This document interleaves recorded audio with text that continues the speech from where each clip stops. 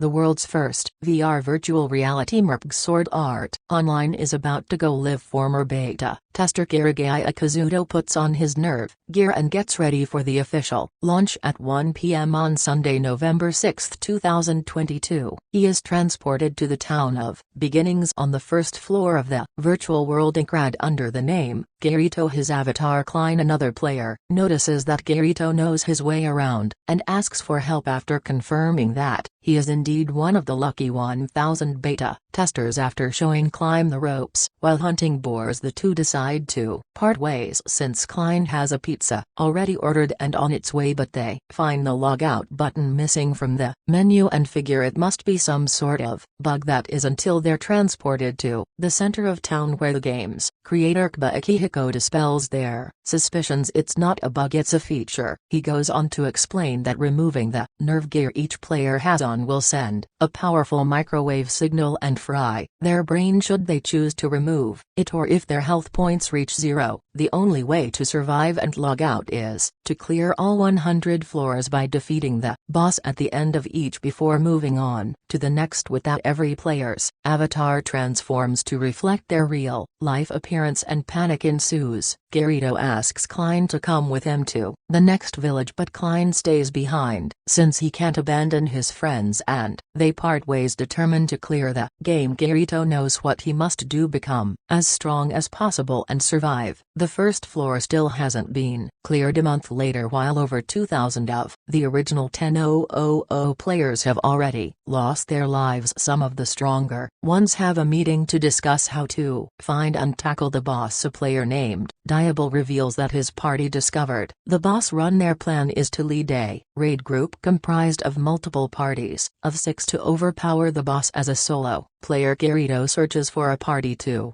join, but he's out of luck until he spots another solo player, Asuna, and suggests they form a party of 2. But before they can get ready, a player named Gibao asserts that ex-beta testers need to apologize for going on ahead and leaving the new players behind. Another player, Agil, stands up, putting Gibao in his place. The ex-beta testers are the ones writing and handing out guidebooks for free. The raid group sets out to face Ilfang, the Kobold Lord. Using the guidebook's information, everything goes smoothly, that is, until the boss draws a Nodachi instead of a tower sword. This wasn't in the beta. Kirito tries to warn Diable but isn't fast enough. The boss makes quick work of him. Kirito tries to give him some health pots, but he refuses, admitting to being an ex-beta tester who's after the rare item given to the player who lands the final blow. Kirito and Asuna begin their assault on the boss, but one mistake sends him flying into her. Agil steps in, holding off the boss until they recover. Then Kirito delivers the final blow. It's over. The raid group begins to rejoice, everyone except for Kaibao, who accuses Kirito of being an ex-beta tester. To everyone's surprise, Kirito bursts out laughing. His demeanor changes, now overconfident and cocky. He retorts that he's nothing like the other beta testers. He's the player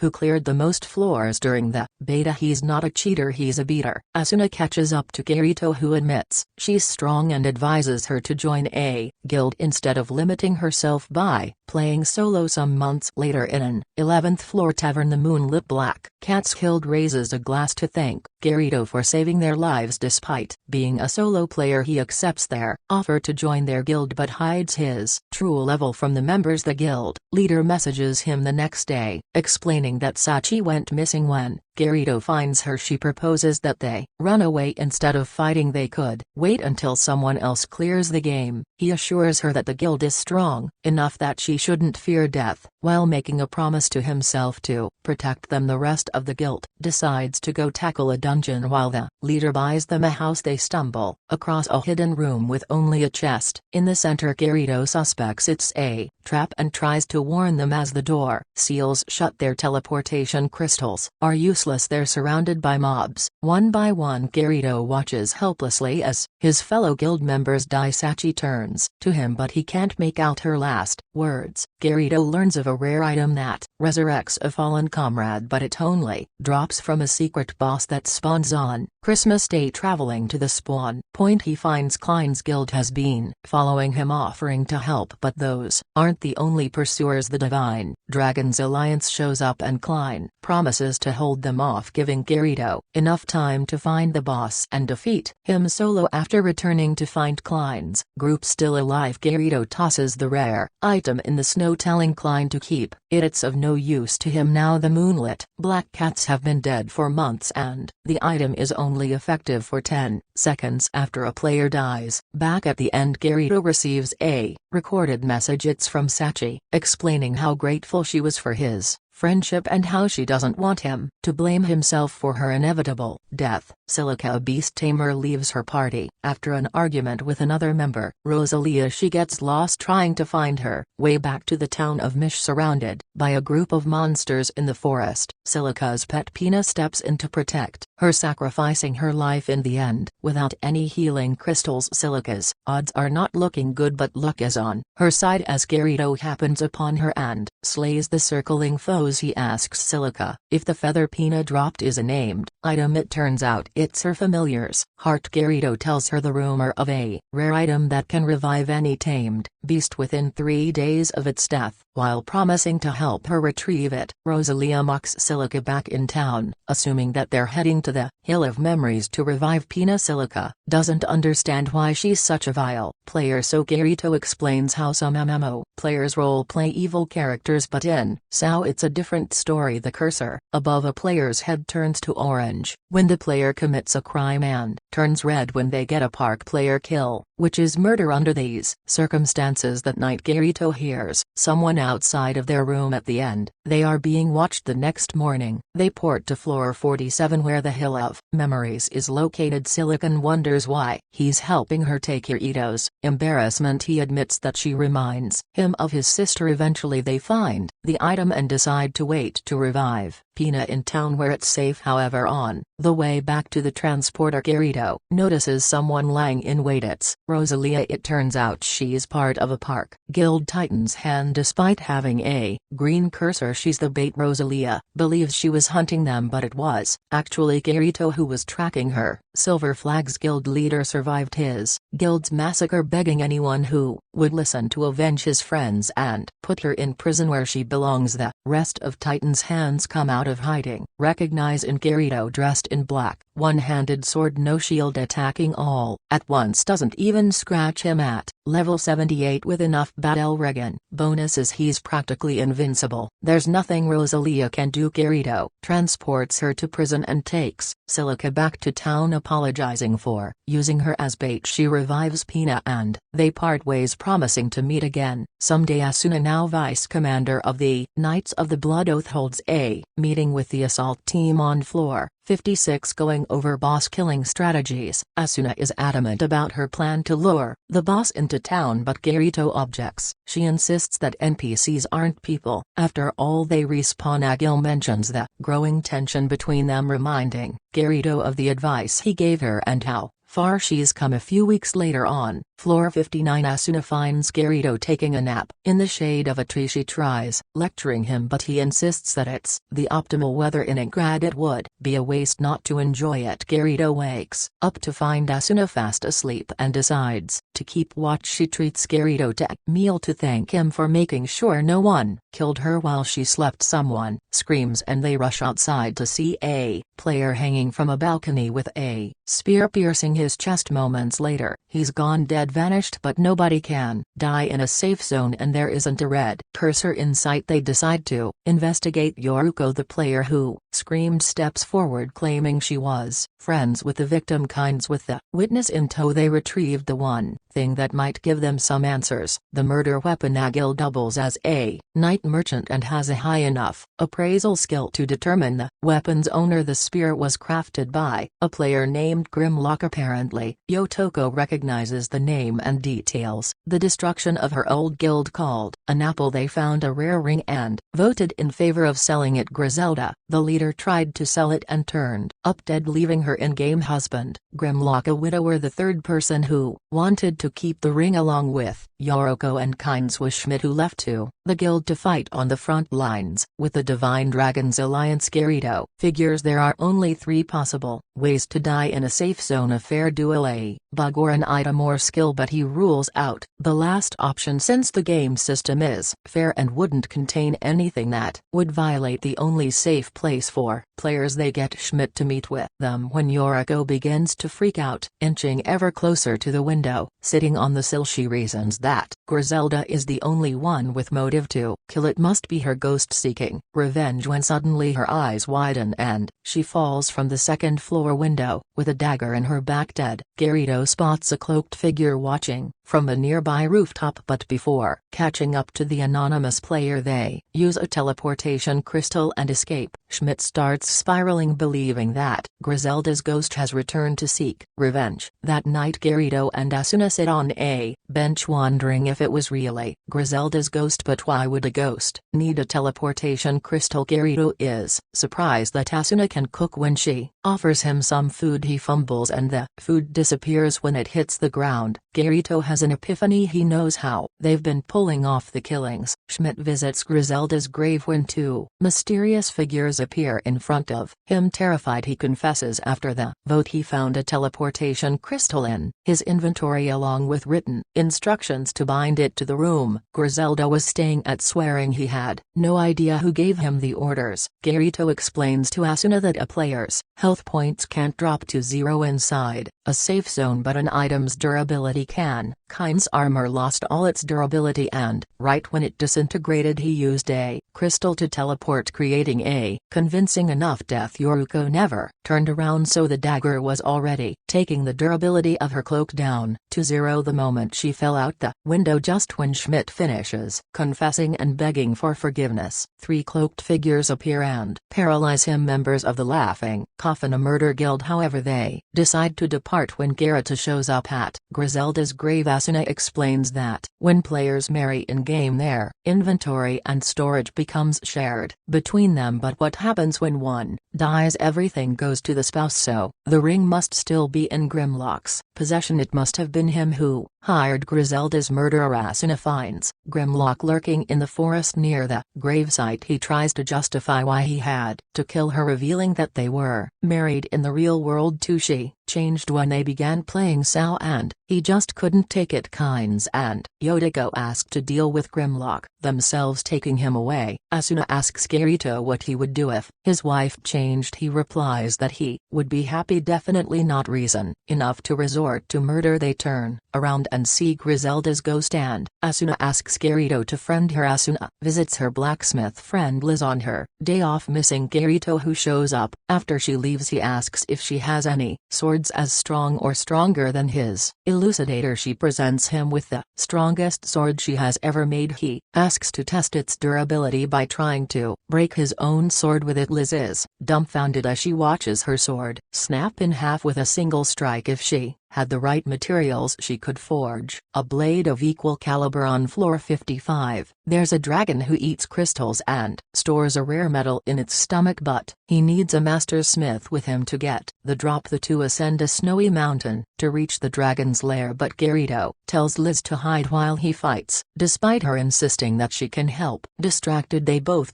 get thrown into a giant circular pit where they can't use teleportation crystals. The only way out is up. Kirito takes a running start and tries to scale the walls, to no avail. The two decide to camp out at the bottom for the night. When Liz wakes up she finds Kirito digging through the snow. He discovers the rare ore they were after there in the dragon's lair, and the ore is really the dragon's excrement. It turns out they're nocturnal too. Liz mentions as the dragon dives into the hole to greet them good morning, sending them flying. At least it's one way to get out. Liz forges the perfect sword. It's exactly what Kirito was looking for. She refuses to accept payment. Instead she demands to become his own personal smith. Right as she begins to confess her feelings for Kirito, Asuna burst through the door. It's pretty clear that there's something between the two of them. Almost 2 years have passed since launch, and Kirito is still flying solo while traversing a forest. A rare animal crosses Kirito's path, a ragu rabbit. After catching it he brings the S-rank ingredient to Eggle, attempting to sell it since neither of them has a high enough cooking skill to prepare it. If only they knew someone who did. Asuna taps Kirito on the shoulder with another Knight of the Blood Oath member in tow. She informs them that she's just maxed out her cooking skill and agrees to cook the rabbit if they they split it evenly since Kirito doesn't have any cookware at his place. She decides to invite him over for dinner to his surprise. She then dismisses her bodyguard Kurodio, who takes offense that she thinks Kirito is more than capable of doing his job. After dinner, Asuna confesses that she's concerned that the game is becoming too challenging for a solo player and decides to ask more like force Kirito to join her and become a party of two. The next morning, Asuna teleports to meet Kirito before they head to the dungeon, but Kurodio is close behind him and confronts Kirito, challenging him to a duel to see who is more fit to protect Asuna. The battle begins, but it's over. With a single swing, Kurodio's sword is broken at the hilt, but he refuses to accept the loss. They fight their way through the dungeon on the 74th floor. Kirito is impressed and relieved to fight with someone who knows what they're doing. After a while, they come across the boss room. Teleportation crystal in hand, they push the great doors open to find a giant blue-eyed demon. The braziers light up the room and the two of them turn in a panic to escape from the chamber. Asuna interrogates Kirito why doesn't he use his shield as a one-hand sword user, but she drops it when he becomes uncomfortable. She pulls out a picnic basket filled with food she made. She's been discovering how to emulate real world food and flavors. Klein's guild shows up and wonders why Kirito is in a party as a solo player, especially with a girl, while the guys fawn over Asuna. The army, a guild that operates on the first floor, appears demanding the map data. Kirito recorded he doesn't put up a fight since he was going to share the information for free anyway. Noticing how beat up and exhausted the army members are, they tried to warn them against tackling the boss in such a state, but the army leader ignores them and they head for the boss. Kirito and Asuna sprint to the door, hearing multiple people scream they can't use their teleportation crystals, just like the hidden room where Kirito lost the black cats. The army group's leader goes down, dying in front of them. There's no choice but to try and save as many people as possible. Kirito holds off the boss so the others can escape. He can't let them die. He has to reveal the reason why he only uses one-handed swords he acquired the ability to dual wield, a skill no one else has ever seen. Faster, he has to go faster. Kirito unleashes an insane flurry of blows, leaving him the only one standing, only for about 2 seconds before he collapses with only a sliver of health left. Klein demands to know what that was, a unique skill that isn't on any list or guide. Kirito must move out of his home because nobody will leave him alone after his secret is publicized, but that's not the only bad news. Asuna takes Kirito to speak with Heathcliff, the leader of the Knights of the Blood Oath. He isn't exactly thrilled that Kirito is poaching one of their best members and challenges him to a duel. If he loses, he must become a member of the guild. Kirito isn't the only one with a unique skill. Heathcliff is the sole user of Divine Blade, a skill that maximizes both attack and defense. No one's ever seen his hit points dip into the yellow zone. The arena is completely packed as both fighters prepare to duel. Kirito tries to use his speed to his advantage but wasn't expecting the captain's shield proficiency. His guard breaks and Kirito lands a blow. Heathcliff was not prepared for that. Another opening, this is it, but for some reason time slows down and his attack fails. It's over. The Knights of the Blood Oath just gained their newest member. Asuna wonders why he adamantly refuses to join a guild and learns the truth. The guilt Kirito carries for not saving the Midnight Black Cats made him swear never to join another guild. It's training time, as if anything could be worse. He's paired with Kurodio, but their superior Godfrey reassures Kirito after stopping for a lunch break. Kirito notices Godfrey go down. He's paralyzed, unable to use any crystals after relinquishing them for training. There's nothing Kirito can do while he watches Coverdale murder their superior. While making his way over to finish Kirito off, he reveals that he's actually a member of the Laughing Coffin. With his life waning fast, he refuses to die and tries to fight the paralysis. Good thing Asuna was following them the whole time. She turns her attention to her former bodyguard but believes his faint surrender right as Kurodil is about to attack Asuna. Kirito steps in, taking the blow direct quickly to his forearm, sacrificing his right hand to save her, and viciously attacking their assailant. There is no way around it now. Kirito is a murderer. Kirito kisses Asuna to dispel any doubts and they promise to protect each other no matter what. They spend the night together and decide to take a break from the front line for a while. He suggests they get a house by the lake on floor 22 and then they can get married. Heathcliff approves their requested time. Off they buy the lake house and get married. After relaxing for a while, Garrido becomes restless. He tells Asuna he has a surprise while taking her into the woods. He heard rumors of townsfolks seeing ghosts in the forest. As soon as the words leave his mouth, Asuna spots a small girl wearing white wandering through the trees, but it's no ghost. Another player perhaps, but she doesn't have a cursor and yet she's not an NPC or a quest giver. They bring her back to the cottage in the morning. The girl finally wakes up after passing out right after they found her. Her name is Yua, but as for the rest of her memories she can't seem to recall anything. Yua starts calling them mommy and daddy after having a tough time pronouncing Garrido. They decide to see if anyone knows her in the town of beginnings, since it's their best shot at finding her parents, or at least someone who knows her. About 30% of the players still alive are on the first floor, around 2,000. Most of the residents are low-level players who don't wish to fight, but it's also where the army has taken route. They stumble upon a patrol extorting a group of children. Asuna makes quick work of them. Suddenly Yua starts reaching for the sky, saying something about everyone's hearts and always being in the dark when a loud hissing white noise comes out of nowhere. As Yua faints, they take Yua back to the church where a player has been taking care of all the kids in the game, but she's never seen Yua before. Yulia, the army's second in command, appears at the door thanking them for putting the soldiers in their place and requesting their help. She details how the guild has become corrupt and more brazen, sending members to their deaths on the upper floors. The massacre they witnessed was on Kabao's orders, and now he's trying to get rid of Thinker, the guild leader. He lured Thinker to a dungeon below the town of beginnings, telling him to come unarmed just to talk, but Kabao left him there to die. Asuna is skeptical but affirms that Yulia is telling the truth. Garrido decides to take the chance, and Yu insists on joining them. Thinker is still alive in a safe zone, but when they get close he warns that it's a trap, but it's too late. They're face to face with a boss whose level is too high for them to see. There's no way they can beat him. That is until Yua steps between them, revealing herself to be an immortal object. She begins hovering and summons a huge flaming sword, destroying the boss with a single blow. Yua's memories are finally restored. Yua explains how the system is run by the Cardinal program, and that she's an eye meant to aid players' mental states, but trapped and alone she could only watch while her programming slowly broke down. One day, she found two players who felt joy for the first time since the game launched, Garrido and Asuna, so she set out to find them. However, when Yui uses the GM console to delete the boss, the main Cardinal program locates and begins erasing her. Garrido jumps into action. Using the GM console, he creates an in-game item containing U's program. After their 2-week vacation, Garrido and Asuna receive an urgent summons from Heathcliff requesting their return to the front line. He debriefs them on the latest developments. A 20-member recon team scouted a boss. Half of them got trapped in the center of the anti-crystal boss chamber. When it was over, the room was completely empty, no trace of the players or the boss. Garrido asks Asuna to stay behind, but she tells him if anything happened she wouldn't be able to go on living without him. The next day everyone gathers to get ready to face the boss. Even Klein and Agil are there to help. The raid group charges into the room, but it's completely empty. Well, not completely. The Skull Reaper drops from the ceiling. It mows down players with ease, one-shotting anyone who can't negate the damage. Players are going down one after the other, but if Garrido and Asuna block together they have a chance of survival. No matter how slim success they pull off the impossible, but they still have 25 more floors left. Is it even possible to survive, let alone clear them all? Garrido notices that Heathcliff's health hasn't turned yellow. Thinking back to their duel, it suddenly hits him. He launches an attack against the captain only to see the same immortal object indicator that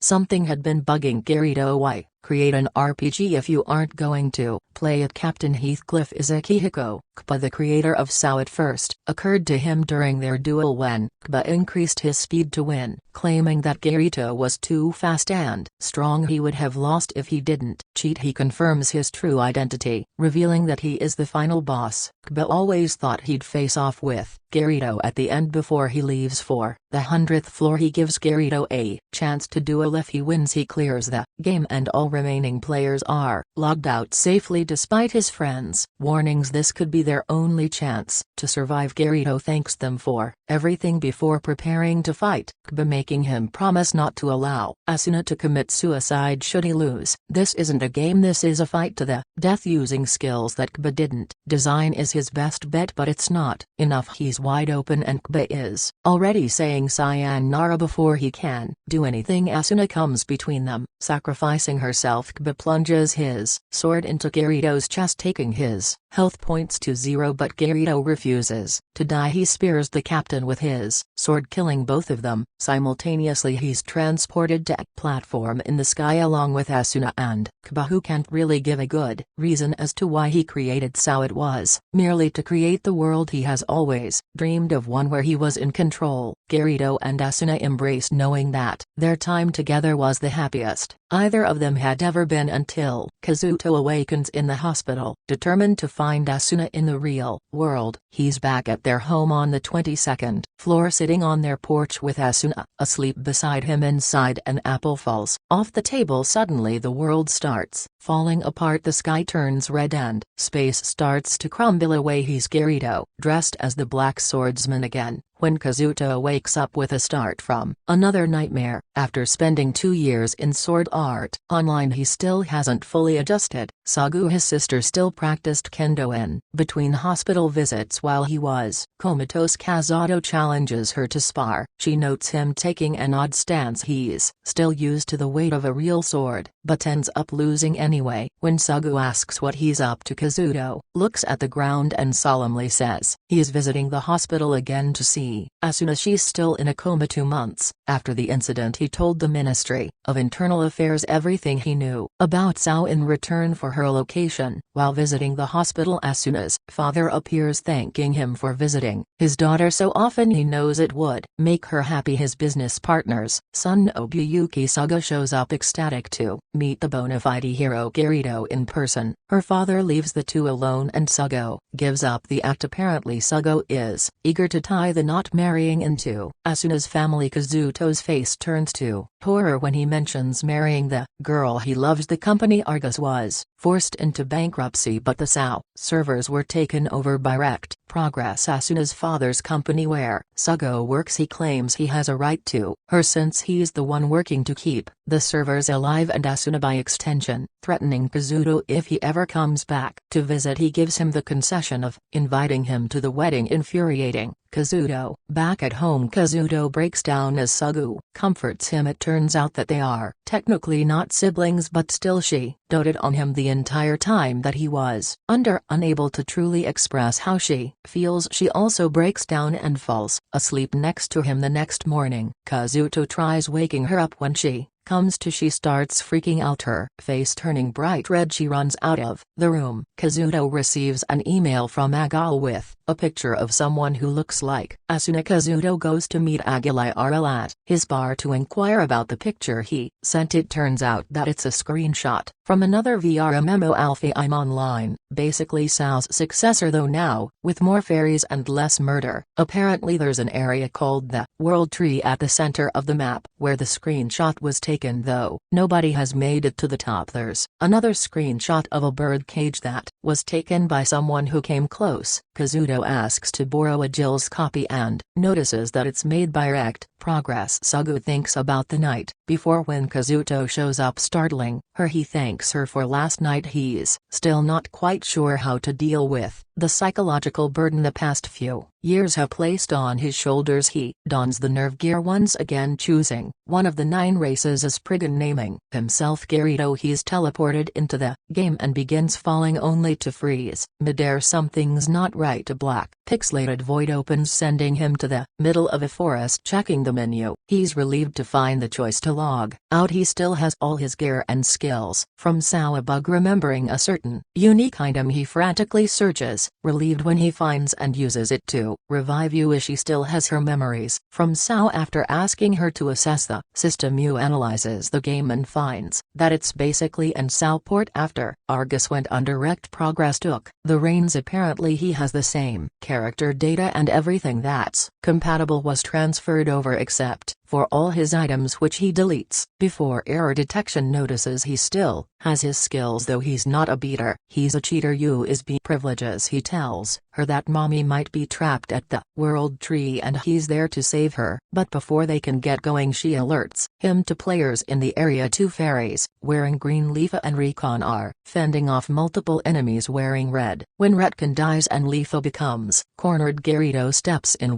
falls in and overpowers them, killing 2 while the third would rather not lose anything and runs away. Leafa decides not to fight after seeing his ludicrous display, and Yu pops out, calling him daddy, which she finds odd. Obviously she teaches him to fly without using the controller, which he immediately gets the hang of as they head to his another racist town. Recon is overjoyed to see Leafa, but she decides to ditch their party in favor of getting a drink with Kirito. He asks about the world tree. Nobody has made it, since all races can only fly for a maximum of 10 minutes. Whoever's race makes it to the top first gets unlimited flight time. Kirito becomes frustrated. There must be a way to make it to the top. He has to, no matter what. Leafa is curious as to why his demeanor changes, and he explains that there's someone he needs to find. He thanks her and walks out, but before he can leave she stops him and offers to help. They both log off, promising to meet tomorrow. Meanwhile, in the birdcage at the top of the world tree, someone calls the girl sitting there longingly to Tanya, indulging in her misery. She demands Sugo, the system admin, call her by her real name Asuna, but he taunts her, saying he's Oberon, the fairy king, and she's his bride. He's been using 300 test subjects from Sao as guinea pigs in his experiment. He's attempting to alter people's memories and influence their emotions and plans to take over, wreck and sell the company. Asuna threatens to call the police when she wakes up, though she's terrified when she finds out she's one of the 300.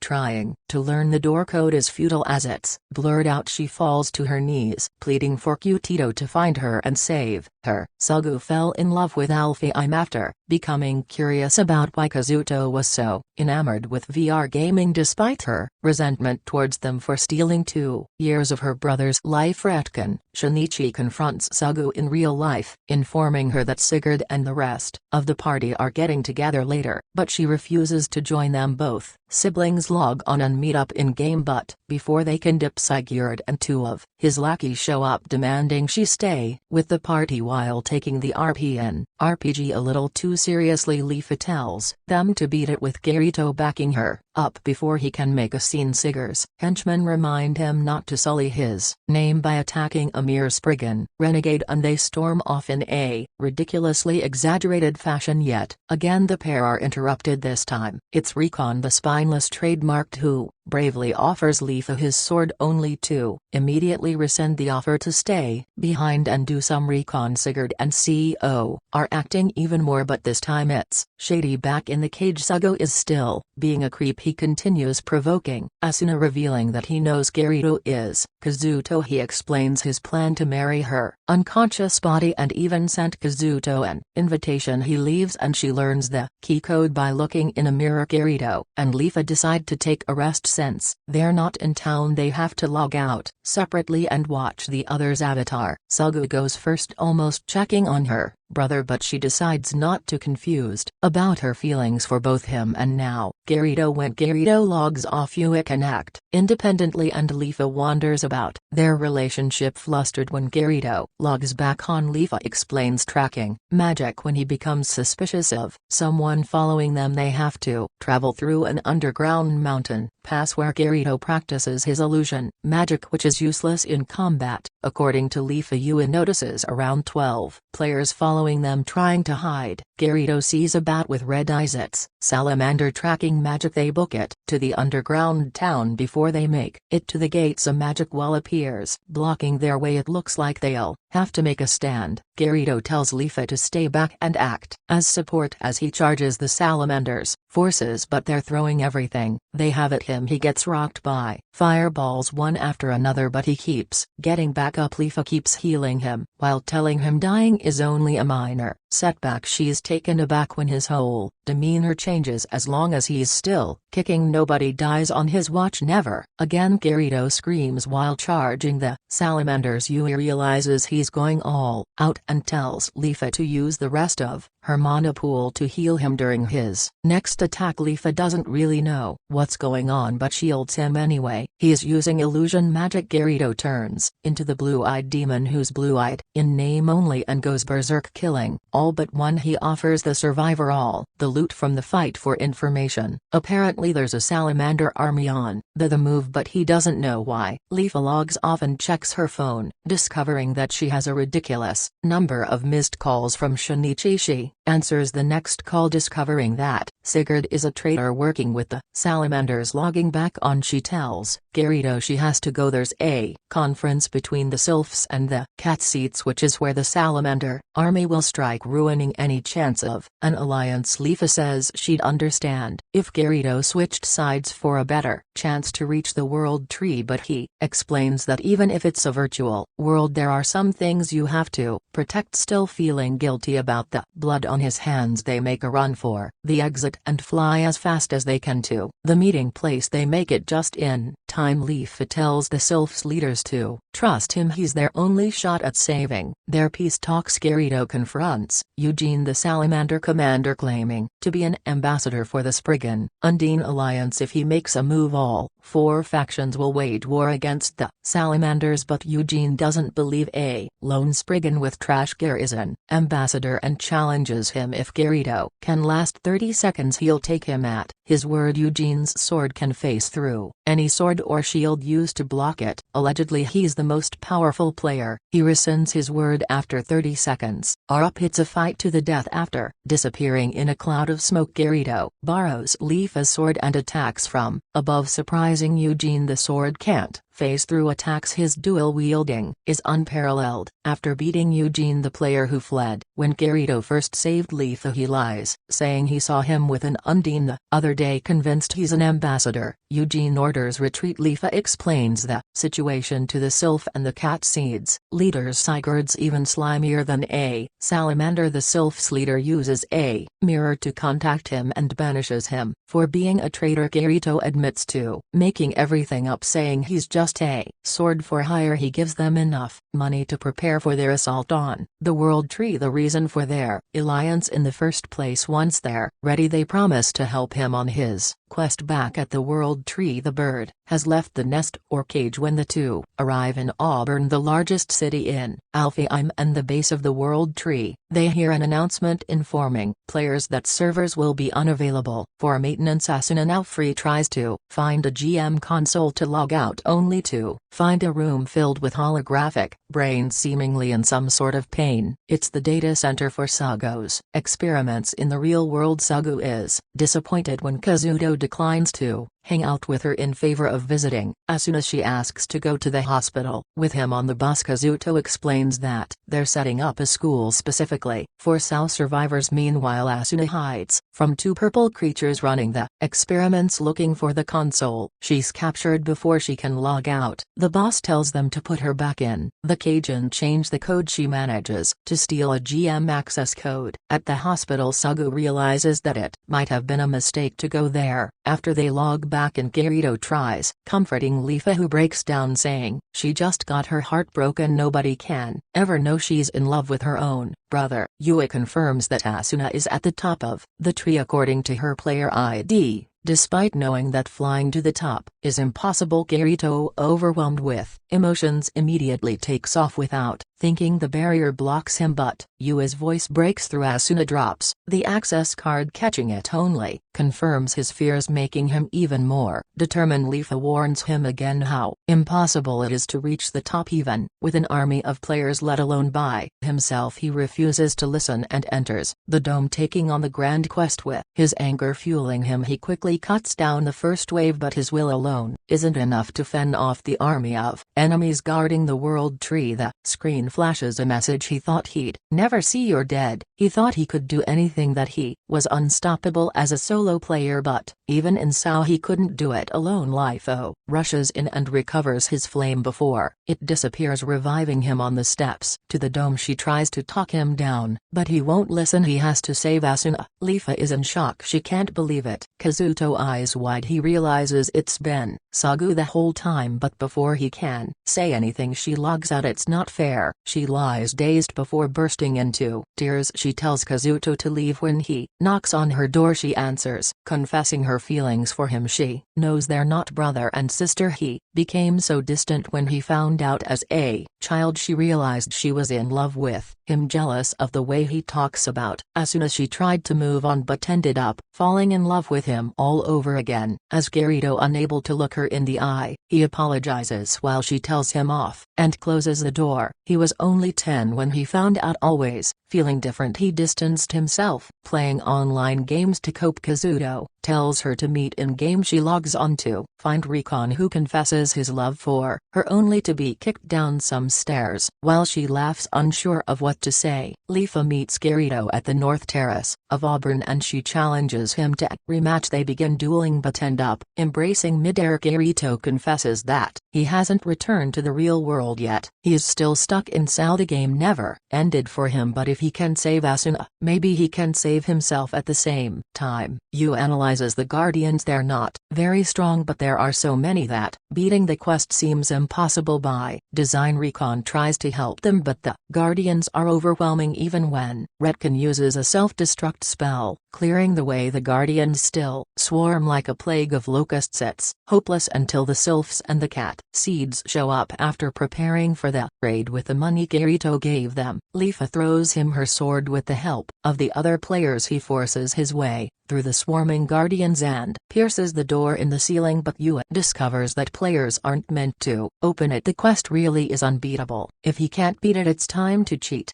Yui uses the access card's code to override the door he's in. They teleport to the hallway Asuna found herself in. After her first attempt at escape, Yui uses her limited abilities to create a path. There's no city at the top. It's all a lie. They find Asuna but can't log her out. She remembers where the console is, so there's a chance. When Kirito suddenly falls to the floor, unable to move, Yui disappears, warning them there's something coming. It's Sugo. He taunts Kirito, revealing his experiment and the truth about Alfie. I'm cackling, confident that he's won. He chains Asuna up by the wrist. Sugo stabs Kirito with his own sword while using admin privileges to decrease the pain threshold, while Kirito watches powerless on the verge of blacking out. Kirito hears a voice asking if he's giving up. Was their battle a joke? It's Tsukuba giving him the will to go on and his own admin privileges which outrank Sugo's. He tries summoning Excalibur, which Kirito gladly does for him. He picks up his own sword and decreases the pain absorber to 0, enough to affect their bodies in real life. Katito cuts him down with ease, severing his right hand. He tosses Sugo into the air, piercing him with his sword as Sugo falls crying and screaming. After freeing Asuna, he breaks down. He's not a hero. He doesn't have any power. Regardless, he's her hero if nobody else's. She logs out and he promises to visit her in the hospital as soon as he can. He asks Tsukuba, or at least the digital ghost of whatever's left of him, if it's over, and he hands Kirito a golden egg he calls recalls the seed maybe Kayaba wasn't just bored after all. Upon waking up, Sugu is standing over him, overjoyed that he's okay. Kazuto begins apologizing, but she says it's okay, go to her, which is exactly what he does when he arrives at the hospital. Something slices his right arm. It's Sugu stepping out of the shadows with a knife. He's lost it and threatens to kill Kazuto, calling him weak. Finding his will to live, he disarms Sugu, overcome with rage and plagued by memories, holding the knife to Sugu's throat. Kazuto comes to his senses before following through. In the hospital, Asuna is finally awake and they meet for real at last. A few months later they begin their first semester at the South Survivor School. Suga was arrested that night in the parking lot, and VRMMOs fell by the wayside after all the terrible tragedies and human experimentation that befell the players. Apparently Kayaba committed suicide, but Kazuto knows he successfully uploaded his consciousness. He spoke with him when he received the world seed, saying he'd know what to do with it. All of the players they've befriended meet up at Agil's bar. The seed has been spreading since they released it to the public. It turns out that it's a program allowing for the creation of VR mercs, which are springing up all over. They even recreate the floating castle from Sao in Alfheim. This time he swears he's going to beat all 100 floors in the VR merc gun gale. Online people watch as the top players speak on an MMO panel about the upcoming tournament. When a player boasting about having real power shoots the player on a TV airing the broadcast, the patrons in the bar begin to laugh until the broadcast cuts away while the player seems to suffocate. There's a mask covering the shooter's face. He calls the weapon and himself Death Gun. In the real world, Kazuto and Asuna meet up for a date 1 year after the Sao incident. They talk about how the only difference separating their world from the vast array of new virtual ones is merely the amount of data. Someday R might be advanced enough to revive you in real life. Kazuto meets with the first person who visited him in the hospital, the head of the government's VR division, Kikuoka. At a cafe they discussed this strange occurrence of 2 top GGO players dying of heart failure. They both agree it isn't possible to stop a heart from in-game bullets. He convinces Kazuto to investigate in-game. Meanwhile, Zenon, a sniper playing GGO, picks off targets, alluding to how much easier it is to pull a virtual trigger using a special rifle. Hecate, a reward for killing a boss. Solo Zenon hunts other players in a group, hitting the first target an instant kill, but the party of monster hunters has a new member, this time covering their equipment with a cloak. They're moving slower than usual. When Zenon misses the cloaked figure, he reveals the minigun on his back. Live ammo, not optical rounds for hunting monsters. This guy's obviously here for PvP. One of her group members goes down before she warns them. After seeing him smile, Zenon vows to take him down. Dine, the party leader, would rather log out than face him, but Zenon says she only needs them to distract him for 3 seconds. Dying ends up sacrificing himself, but not before going out with a bang, taking 2 of them with him. She finds a new vantage point, but the hired gun spots her before getting a shot off. Taking a page out of Dine's book, she leaps from the window directly into his line of fire. She loses a leg, getting close enough to put one between his eyes. Glad she could wipe the smile off his face, she takes off her atmosphere and tries to make a gun with her hand, still not quite able to. She says she needs to get stronger. In a Kirito stares at the floating castle in Grad, having flashbacks to Sao and Kayaba. He sits up, looking at Asuna. There's something he needs to tell her. Shino is led into an alley where some girls try extorting her. She tells them off, but when one of the girls makes a gun with her hand, she now freezes, going into shock while the girls taunt her. Someone yells for the cops and the bullies book at Shinkawa shows up to help Shino, and they go to a cafe to discuss the Bob tournament in GGO. He offers to walk her home, declining. She says walking alone is necessary to become stronger. She tries to pick up a model gun from a drawer, but her hands begin to shake. Screaming, she sees flashes of a bloody face. Her dad died when she was 2, leaving Tokyo with her mom. Everything was fine until one day they got caught up in the middle of a robbery. The robber shot the clerk after telling him not to move. clearly unhinged. He points the gun at Shino's mother, threatening to shoot her next. Shino bites the man's hand. Grabbing the pistol he wrestles her for it, she fires once in the gut, reaching again a second through his right shoulder, making one last feeble attempt. The third bullet sent her forehead, looking down, screaming as blood pools. Everything turns red. She's back in her room, dropping the fake gun. She kisses the great white and places a cloth over the gun, putting it back, still unable to forget the man's face. Wishing someone would come save her, Kirito tells Asuna it'll only take a few days. He'll transfer over to GGO, check it out, and transfer right back. He promised Kikuoka as a favor, which is why he's using his main account. He goes to the hospital in the off chance Death Gun isn't a rumor, surprised to see the same nurse who took care of him while he was in Soun rehab. Apparently Kikuoka spoke with her as well. She tells him to strip for the electrodes. Of course, it's not like she hasn't seen the full works. Kazuto is confident that it'll only take 4 to 5 hours tops. Shino came to Tokyo thinking it would help her panic attacks, which occur whenever she sees or hears anything resembling a gun. Shinkawa introduced her to GGO. Now she uses it as a type of therapy, thinking that winning the bob will cure her. In a dark room, staring at their screen, with the 2 dead players crossed off, the third Zenon unmarked, their next target, Kirito logs onto GGO, garnering a lot of attention. His avatar is more feminine than he expected, becoming lost. Immediately he spots a scene on and asks for directions, thinking Kirito is a girl. She decides to help. He decides to keep up the act long enough to get his bearings. He just needs to sign up for the bob and get a weapon, though she thinks he's crazy for entering the Katito. Only has 100 credits, which will barely get him anything, especially a live ammo gun for PvP if he wants to make quick cash. There's a gun range with an automated gunslinger. Making it to the end wins you the whole pot, but as soon as you get close, the bullet lines, trajectory markers every player can see, except for the first shot of a sniper, become almost impossible to see. They watch someone attempt it, though they can't get past the quick draw line. Of course he gets the jackpot in one go, dodging the bullet lines instead of the bullets. Now to find him a good weapon, Kirito sees that there are photon swords, buying one despite Zenon telling him they're pretty much useless. At least get a mid-range gun to get in close. She chooses an FN-57 for him, but at the firing range he can't even hit the target. Leaving the shop, Zenon notices they have 10 minutes to register. They start running when Kirito notices some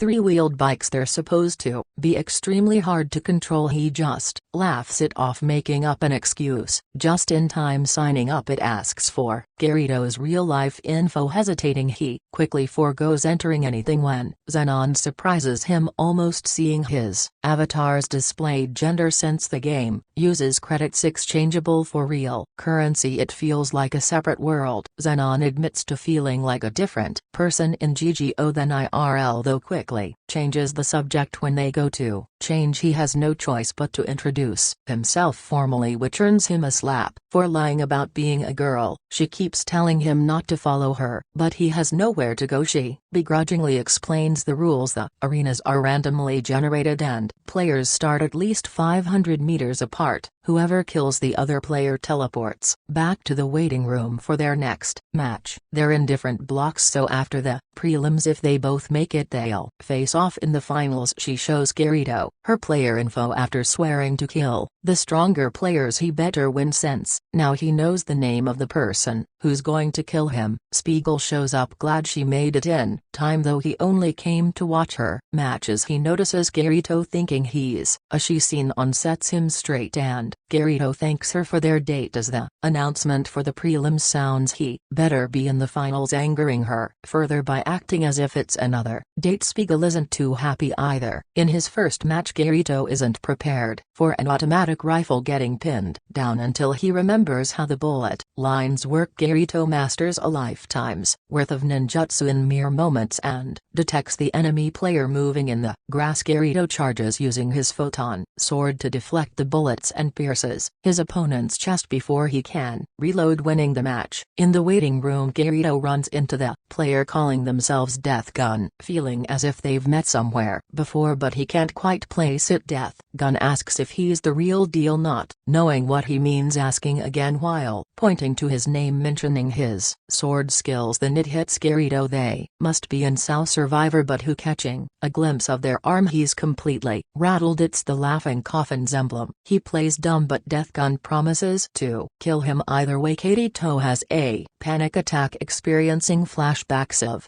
how they weren't the only murderers. He and the other guilds led a raid on their secret base. It was a bloodbath in the end. He killed 2 of their members. Kirito, shaking, starts to spiral, realizing that player has the same voice as Death Gun. Zenon tries talking to him, he just grabs her hand, a vacant look in his eyes. Before she can do anything, he teleports to his next match, standing for a moment solemnly before losing it and going all out. Zenon can't help but recognize the same thing in herself, becoming flustered while Spiegel watches intently. Zenon lets him get in her head, missing her first shot but ultimately winning the match. It's their turn to face each other, but he reminds her of herself after seeing the look on his face, distracting her. Spawning on a bridge, Kirito slowly walks towards her. She can't hit him, running up to him, accusing him of not taking it seriously. Is it just a game to him? He promises to give her the fight she wants. They'll duel. He'll throw a bullet in the air at 10 meters apart. When it hits the ground, it's on. She can't miss at this range. What is he thinking? She agrees, and when the bullet hits the ground, she fires. He cuts the round in half, holding his blade to her neck. She can't believe it. How did he predict where she was aiming? By following her eye through the scope, but that's not a skill. It shouldn't be possible. What is this crazy VR ninjutsu nonsense? Zenon wants to know how to obtain such strength. That's why she's here, but he tells her it's not strength. If she knew, the person at the other end would die if she pulled the trigger. Could she go through with it? Does he know about her past? No. He avoids eye contact, admitting that he couldn't, not again, not after killing 3 people he doesn't even know their names. She forfeits the match, promising to win in the finals. As Death Gun watches the screen ominously, Sugu points out Kazuto's position on the Bob tournament list. There aren't many players calling themselves Kirito that, and she may have called Asuna. Worried about him, she says he had the same look on his face last night as he did after the Sao incident, telling her it's fine, he'll transfer back after the tournament. There's only 1 day left. Shino, irate, unable to calm down, rants about Kirito to Kyoji. He infuriates her. Who does he think he is? Kyoji tries calming her down. She's not acting like herself. She's never talked about someone this much. She'll destroy him in the finals, taking aim with her index finger, making a finger gun without flinching. In her fit of rage, grabbing her hand, he tries to express his feelings, going in for a hug. She pushes him away. She isn't ready yet and asks if he can wait for her. Kirito has nightmares about murdering those players, unable to remember their faces at the hospital. He asks Saki about remembering those who died under her care. What kind of person does it make him, forgetting the names and faces of the players he killed in Sao? Since it affects him that much, she says it means he cares. He should remember why he did it and the people he saved along the way. In Ilo, Asuna spaces out, reminded of the tournament. She goes to watch it with their friends back in GGO. Spiegel tries to comfort Zenon, but she refuses his touch again, saying she needs to focus. Katito remembers Death Gun's threat. He needs to figure out his avatar's name to thwart his plans. Zenon reluctantly agrees to share info, explaining how the battle royale works. Each player starts 1 kilometer away in a multi-terrain arena with a satellite, revealing the players' locations every 15 minutes. The last one standing wins. She tries leaving, but he catches her, wanting to discuss the real reason why he wanted to talk. How many players does she not recognize? A strange question, but easy enough. Juicy X Pale Rider and Sturban, wondering if one of them is Death Gun. Zenon gets mad, demanding to know why. Katito confesses that one of them might be someone who he fought to the death in another game. She almost opens up but decides against it, making him promise to stay alive until the end for their duel. Zenon sees Dine running from Pale Rider on her radar, deciding to take advantage. She sets up a vantage point as they make their final stand. Pale Rider is extremely dexterous, able to quickly close the distance, killing dying at close range executing him. Suddenly Pale Rider goes down, but there isn't a play around 4 miles except for Kirito sneaking up on her. He avoided detection while underwater. There wasn't a gunshot, but it looks like there's a paralyzing dart in his shoulder. Death Gun appears out of nowhere, slowly walking towards Pale Rider, pulling out a pistol, making a cross with his hand as if in prayer. Kirito frantically tells Zenon to shoot. They can't let him use that gun. In a low, Kirito's friends watch the bridge battle, becoming nervous when Death Gun appears. Zenon takes aim, but Death Gun dodges, shooting Pale Rider, who disconnects. Death Gun announces himself. Klein drops his drink, recognizing the phrase "It's showtime" as one of the members of Laughing Coffin's catchphrase. Kirito tells Zenon to stay away from Death Gun. Players have been dying IRL after one shot from his handgun. Refusing to let him go alone, they team up. For now, a player shows up and Kirito blocks his shots while Zenon takes aim, sniping him. They figure Death Gun is using the river to avoid detection after seeing the events on screen and Klein's comments. Asuna logs out to speak with Kikuoka to find out why he really hired Kirito. Making it to the city, they only see Juicy X on the scan, thinking it's him, and seeing the barrel of Death Gun's rifle. Katito asks her to watch his back while getting in close, but as soon as he's gone, Zenon becomes paralyzed. A dart in her left shoulder. Death Gun approaches, calling Kirito out. He wants to know if it's really the same swordsman from that day, wanting to see the fury and rage behind his blade. If killing his friend is what it takes, then so be it. Zenon notices the gun he's using, the Type 54 Black Star, the same gun she killed the robber with as a child. It's not the dart that's paralyzing her anymore. Seeing the man's face reflected back at her in Death Gun's empty glowing red eyes, a shot rings out. It's Kirito throwing a smoke bomb, picking up Zenon. He looks for an escape route, spotting some vehicles. They get on a similar bike from before. Zenon notes the horse is faster but harder to handle. Kirito tells her to destroy it while they drive away. She can't pull the trigger. Why now, when she needs it the most? Death Gun mounts the horse and makes chase. He's gaining on them. Kirito yells, "Shoot him!" making the shot doesn't matter. They need a distraction, but she can't pull the trigger. It's as if her body won't let her, losing the will to fight. If she won't, then he will know. Only Zenon can use Hecate. It's a part of her. They'll do it together. Then she takes aim while he helps pull the trigger. Too shaky, can't get him in her scope. Kirito counts down. She'll have her chance in a moment. The bike goes over a ramp airborne. She wonders how he's so calm in a moment like this, realizing his strength comes from going all out when he fights. No holds barred, no matter what. They pull the trigger together. It's a miss. Close enough though. The bullet enters a wrecked car, igniting the gas tank. Watching it explode while Death Gun is enveloped in flames, they escape into the desert. Though too exposed, Zenon notices a cave nearby. They can avoid the next satellite scan there. Zenon confirms that there's a cloaking skill. That's how he appears out of nowhere, but the sand makes it almost impossible to avoid the detection. They'll see footprints, or at least hear his steps, wondering whether Death Gun made it out alive. Kirito is certain he did, having seen him jump off the horse at the last second. But how did he know it wasn't Juicy X and get to her so fast? Juicy X was a woman, and he could see Zenon lying on the ground, so he picked up her gear and started shooting and throwing grenades. He tries consoling her, deciding to go after Death Gun alone. Isn't he scared? Of course he is. Who isn't afraid to die? But he can't just sit back waiting for the tournament to end, putting other players at risk. Zenon's no good at close quarters, though she doesn't care if she dies. She's weaker than she was back then. She'd rather be dead. He refuses to let her die alone. There is no such thing. It burns a hole in the memories of those you know. No one can die alone. A piece of everyone you know dies with you. If that's the case, then he can protect her for the rest of her life. He doesn't understand. Is he going to hold blood-soaked hands, crying and beating on his chest, yelling she hates him? She reveals what she did as a child when Death Gun was chasing them. She wasn't Zenon. She was that scared little kid. He understands all too well. He's a survivor of Sao, and so is Death Gun. He managed to block it out until he came face to face with him before the tournament. How did he get over it? He admits that he still has nightmares seeing their faces, hearing their last words. The only thing you can do is accept it, but right now, there's someone trying to murder them. How does he pull it off though? You can't stop someone's heart by shooting them in game. Wait a second, Death Gun switched to his rifle when shooting Kirito, so there are rules or a system he follows. If he saw the players input their real data while signing up for the tournament, he would know where they live, but he can't be in two places at once. There's an accomplice in the real world putting on an act in front of an audience, gives him the opportunity to check the time and coordinate with his partner. The victims lived alone with shoddy locks, being unconscious. They wouldn't even know. Zenon begins to panic. Her heart rate increases rapidly. She needs to calm down, or she'll automatically log out, waking up to someone waiting to kill her. Meanwhile, in a Kikuoka shows up. They demand to know what's happening before explaining. Yue lays out all the information about the GGO incidents. It's too late to do anything now. All they can do is watch. Asuna won't accept that. Getting Kazuto's location out of him, Kirito comes scene on down. If there really is someone in her apartment, they need to come up with a plan. They can't kill her if she avoids getting shot, so he'll act as bait. She will lie in wait. They notice the live stream camera above, hoping nobody hears them. The scan shows 24 players dead, showing 2 players on the map, accounting for the deaths he's aware of. There's one missing. There might be more than one person IRL carrying out the killings. Zenon plans to take out Yamake's, so Death Gun can't, but he's too fast. She has to wait until he slows down to shoot. Kirito uses his crazy ninjutsu nonsense from the first round, realizing that focusing on their intent to kill gives him superpowers. Apparently a shot rings out. He barely dodges Death Gun's bullet. Yamake's notices taking cover. Perfect. Zenon has a stationary target taking him out now that they know the others' location. Death Gun and Zenon have each other in their sights, firing simultaneously. The bullets rip through both of their scopes. It's up to Kirito now, making a mad dash towards Death Gun, who unsheaths a blade from the stock of his ruined rifle, stabbing Kirito in the shoulder. Asuna arrives at the hospital. Kazuto is covered in sweat, heart rate spiking. Noticing the player's handle Sturban, the nurse explains it's a German term used when patients die. Kirito confronts Death Gun, explaining his theory on the killings, but there's something he's missing. If he knew his Sao handled. Death Gun laughs. He'll never remember. Kirito told him not to bother telling him, thinking they'd never meet again. In the hospital, Kazuto isn't looking too hot. Well, actually he's way too hot. He's burning up. There's nothing they can do. Asuna only hopes he feels her hand on his. Kirito remembers he's blocking it out. There was a briefing before they attacked. Laughing Coffin red eyes his Sao handle. Red-eyed Saza. Death Gun is taken aback. Enough of a distraction for Zenon to get a bullet line trained on him. No scope, a phantom bullet. Death Gun evades, dodging backwards. He cloaks himself. Kirito can't quite reach him, though he still has a sidearm, drawing his pistol, firing a few rounds to stop him from cloaking. Kirito severs him in half at the waist with his photon sword, winning a duel of the fates, but he warns Katito that it's not over yet. Then Zenon catches up, figuring out how they should end the tournament, tossing a live grenade to Kirito and hugging him while he juggles it. The first BOB ended with 2 winners in a similar fashion. Sheena wakes up to an empty apartment, relief washing over her. Someone rings her doorbell. She freezes until she hears Kyoji's voice letting him in. He begins acting strange, saying that she promised she'd be his if he waited. She pushes him off. He takes out a syringe, revealing himself to be Defun's partner. He's lost it, overcome by his obsession with Shino, retreating into her own mind, wishing it was over. But after everything in GGO, she finds the strength to fight back, but he grabs her and Kazuto busts through the door, wrestling him off her. Kyoji gets on top of him, pulling out the syringe. Shino grabs a radio, bashing Kyoji on the back of the head, knocking him out. She notices Kazuto still has an electrode from the hospital on his chest, conveniently where the syringe hit. He's fine. Shino stands up to her bullies for the first time finally able to hold her own. In the presence of a gun she takes it, schooling her on how to use it though it's only a BB gun. Kazuto and Shino meet with Kikuoka at a cafe. Apparently Kyoji's older brother was sexy from Laughing Coffin. He confessed everything, how they used their father's position at the hospital to gain access to the drugs and meticulously researched their victims. Acting with a second ex-member of Laughing Coffin, it seems like all three left the real world behind, unable to distinguish it from their virtual selves. The third member is still at large and the Laughing Coffin isn't done with